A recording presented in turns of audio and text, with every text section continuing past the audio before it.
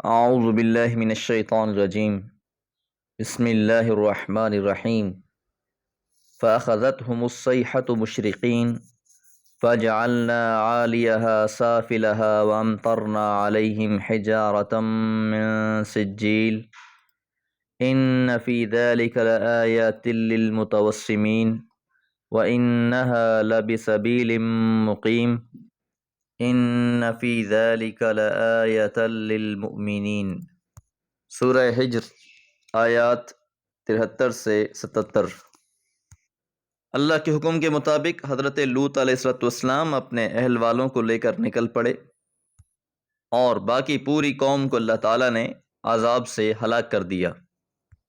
فرمایا فَأَخَذَتْهُمُ الصَّيْحَةُ، پس آ پکڑا انہیں ایک چنگاڑ نے، آواز نے، مشرقین، دن نکلتے ہی۔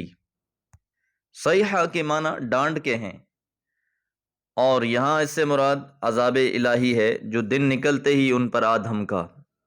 فَجَعَلْنَا، پس ہم نے بنا دیا، عَالِيَهَا سَافِلَهَا، اس کے اوپر کی جگہ کو نیچے، یعنی سرزمین کا تختہ ہی الٹ دیا۔ اور حدیث مبارکہ میں آتا ہے کہ رسول اللہ صلی اللہ علیہ وسلم نے فرمایا کہ فرشتوں نے اس قطع ارض کو اٹھا کر آسمانوں کی طرف بلند کیا اور پھر الٹ کر اسے زمین پر دے مارا۔ وَأَمْطَرْنَا، اور ہم نے بارش کر دی، حِجَارَةً، پتھروں کی، من سجیل، پکی ہوئی مٹی کے۔ سجیل ایسی کنکریوں کو کہا جاتا ہے جو مٹی سے بنی ہوئی ہوں، پھر انہیں پکا کر پختہ کر لیا گیا ہو۔ جس طرح اینٹوں کو پہلے مٹی سے بنایا جاتا ہے، پھر انہیں تپا کر گرم کر کے سخت اور مضبوط بنا لیا جاتا ہے، تو اس کو سجیل کہا جاتا ہے۔ تو ان پر تیز آواز بھی تھی اور اوپر سے بارش، پتھروں کی بارش برسا دی گئی، اور اس طریقے سے پوری کی پوری قوم کو ہلاک کر دیا گیا۔ تو ایسی قوم جو پیغمبر کی بات ماننے کو تیار نہیں تھی، ایسی قوم جو اپنی بد کرداری سے باز آنے والی نہیں تھی، اللہ تعالیٰ نے اسے صفحہ ہستی سے ہی مٹا دیا۔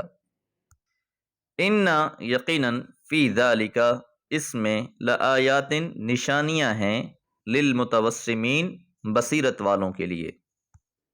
لفظ متوسمین توسمہ سے ہے، اور اس کے معنی بھانپنے، تاڑنے اور کسی عبرت انگیز چیز سے درس عبرت حاصل کرنے کے ہیں۔ تو جو لوگ بھی صاحب بصیرت ہیں وہ ایسے واقعات سے یقیناً نصیحت حاصل کر لیتے ہیں۔ وَإِنَّهَا، اور یقیناً یہ اشارہ بستی کی طرف ہے، لَبِسَبِيلٍ مُقیم، ایک عام شاہراہ پر تھی۔ سبیل کہتے ہیں راستے کو، مقیم کہتے ہیں عام گزرگاہ۔ قوم لوط کا واقعہ سنانے کے بعد پہلے قریش مکہ کو توجہ دلائی کہ اگر وہ آنکھیں رکھتے ہیں تو اس معذب بستیوں سے درس عبرت حاصل کریں جو ان کی نگاہوں سے اوجھل نہیں ہیں، بلکہ وہ ایسے راستے پر واقع ہیں جن سے آئے دن ان کو گزرنا پڑتا ہے۔ یہ واضح ہے کہ سدوم اور عمورہ کی بستیاں حجاز اور شام کے تجارتی راستے پر واقع تھیں۔ حجاز والے اہل مکہ ہر گرمیوں میں اپنا سامان تجارت شام کی طرف لے کر جاتے تھے، جس طرف سورہ قریش میں بھی اشارہ ہے، رحلۃ الشتاء والصیف، کہ سردیوں اور گرمیوں کے تمہارے سفر۔